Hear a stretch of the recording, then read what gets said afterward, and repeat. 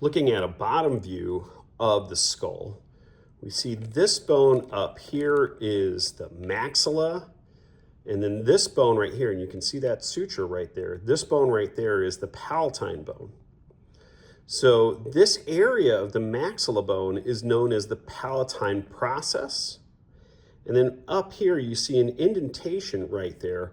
That is the incisive fossa. This bone in this area here is the sphenoid bone.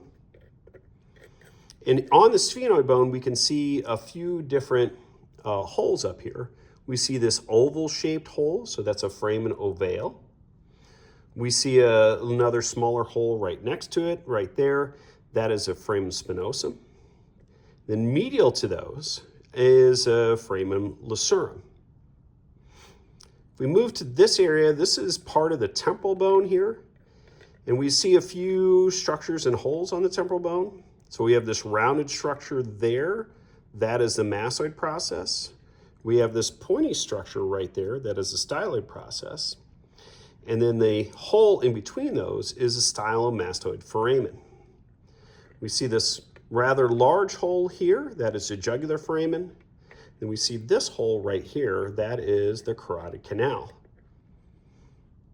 If we move to this area here, this is the occipital bone. We see the foramen magnum there. We have a couple of structures that stick off of that foramen magnum on either side. You can see those stick up. Those are the occipital condyles.